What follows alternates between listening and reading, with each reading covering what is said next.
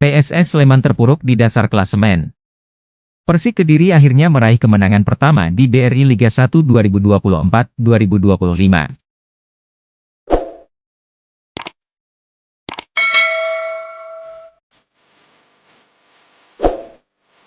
Hebatnya, poin absolut itu diraih pasukan Marcelo Rospide atas PSS di luar kandang. Meski laga tersebut digelar di Stadion Manahan Surakarta, Senin, 19 Agustus 2024. Dua gol macan putih dicetak Ramiro Vergonzi menit ke-17 dan M. Supriyadi menit ke-66. Pelatih Marcelo Rospide pun membuka resep kesuksesan tersebut. Saya ingin pemain melupakan kekalahan dari Bali United di kandang kemarin. Ternyata saya lihat mereka tampil lebih rileks dan menikmati pertandingan. Meskipun di menit awal babak pertama kami sering ditekan PSS, katanya. Pria asal Brasil itu juga menyebut pertandingan melawan Super Elang Jawa termasuk kategori sulit. Mereka tim kuat dan main bagus. Meski main di Solo, supporter Sleman banyak yang datang. Tapi main santai membuat kami lebih tenang dan sabar. Babak kedua kami menguasai dan mengatur ritme permainan. Keputusan memarkir Brandon Lucas dan digantikan Kiko yang duet dengan Hamrahi Hanusa di posisi bek tengah hasil evaluasi tim pelatih. Setelah hasil buruk lalu, kami evaluasi total. Salah satunya pilihan memasang Kiko dan pemain di posisi lainnya. Kami akan terus evaluasi tim ini dari satu pertandingan ke pertandingan berikutnya. Rospide juga senang chemistry antar pemain Persik juga telah terbangun rapi. Sehingga alur permainan pun makin tertata. Semua pasti melalui proses. Itu wajar untuk tim yang banyak merekrut pemain baru. Kami akan terus mantapkan chemistry itu agar lebih solid lagi di partai selanjutnya, tutup pelatih Marcelo Rospide dalam wawancara.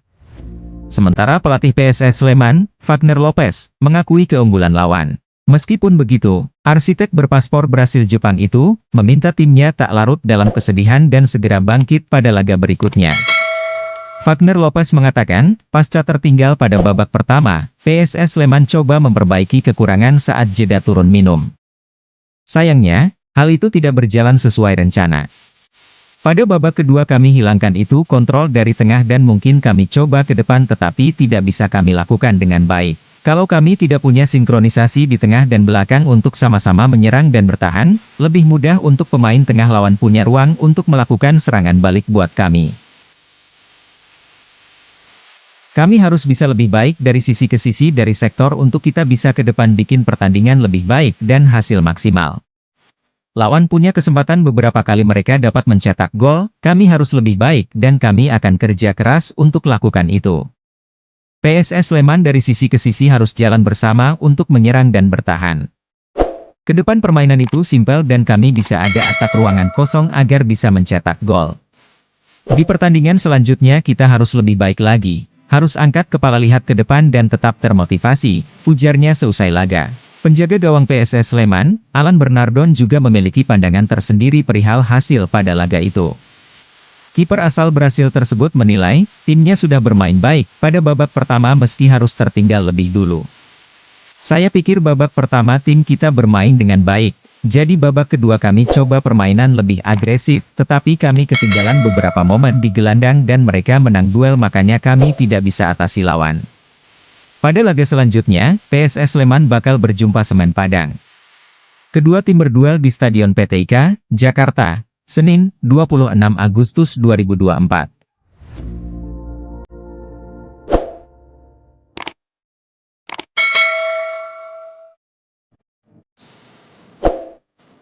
Berita lainnya, Persib Bandung harus rela berbagi angka dengan Dewa United, pada laga Senin 19 Agustus 2024 di Stadion Iwayan Dipta, Bali.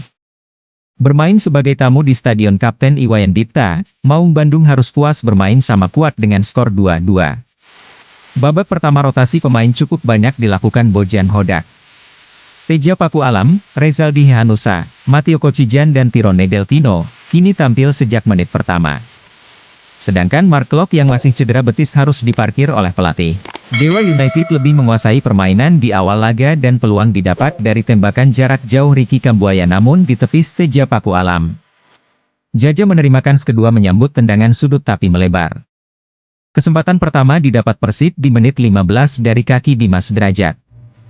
Matteo Kocijan masuk dari sektor kiri dan melepas umpan silang. Bola sempat ditepis Sonny Stevens dan Dimas Drajat menyambutnya tetapi arah tembakan masih meleset. Gol hadir di menit 21 untuk Persib melalui Tirone Delpino. Umpan kunci Ciro Alves disambut sodoran Dimas Drajat kepada Tirone yang datang menyelinap. Tendangan kaki kiri menghunjam gawang Sonny Stevens dan bersarang tanpa bisa dihentikan. Sayang keunggulan Persib bisa disamakan Dewa United pada menit 32. Septian Bagaskara berada di posisi yang tepat untuk mencetak gol menyambut umpan flick header Angelo Meneses dari crossing Risto Mitrevski. Babak kedua, Bojan Hodak menarik keluar David da Silva seusai turun minum. Sang striker digantikan oleh Mailson 5 yang dipasang sebagai ujung tombak. Meski tanpa David, Persib bisa kembali mencetak gol di menit 48. Tirone Delpino kembali mencatatkan namanya di papan skor. Kali ini umpan sundulan Ciro Alves dicocor olehnya mendahului Sonny Stevens yang coba menutup ruang tembak. Dewa United balik mengancam di menit 53 dari kepala Ricky Kambuaya. Taisei Marukawa mengisiasi peluang dari tembakannya tapi bola bisa diblok Teja. Bola muntah jatuh di kepala Kambuaya tetapi eksekusinya tidak maksimal. Serangan terus dilakukan Dewa untuk menyamakan skor. Gol penyama kedudukan akhirnya hadir melalui kaki Egy Maulana Fikri. Sontekannya memanfaatkan situasi bola mati bersarang di dalam gawang. Wasit tempat melihat VAR dan akhirnya mensahkan gol Egy. Dewa nyaris membalikan keadaan di injury time dari kaki pemain pengganti, Alta Bala. Namun tendangan jarak dekat bisa dimentahkan Teja Paku Alam dengan penyelamatan krusialnya. Skor 2-2 pun bertahan dan kedua tim harus puas dengan raihan 1 poin. Pelatih Persib, Bojan Hodak, menilai pertandingan kedua tim berjalan menarik dan enak ditonton. Namun, dia menyayangkan anak asuhnya gagal mendapat poin penuh meski sudah unggul 2 kali. Jika kalian adalah pencinta sepak bola maka melihat pertandingan ini begitu menghibur. Tapi bagi saya sebagai pelatih, tentu saja melihat ada hal yang bagus dan ada juga hal yang tidak bagus. Persib Bandung 2 kali kami memimpin, dan jika 2 kali memimpin tapi tidak bisa menang maka ini mengecewakan. Tapi menurut saya hasil imbang adalah hasil yang adil. Karena pada akhirnya kami tidak kalah dan tidak menang juga, ujar Bojan usai laga.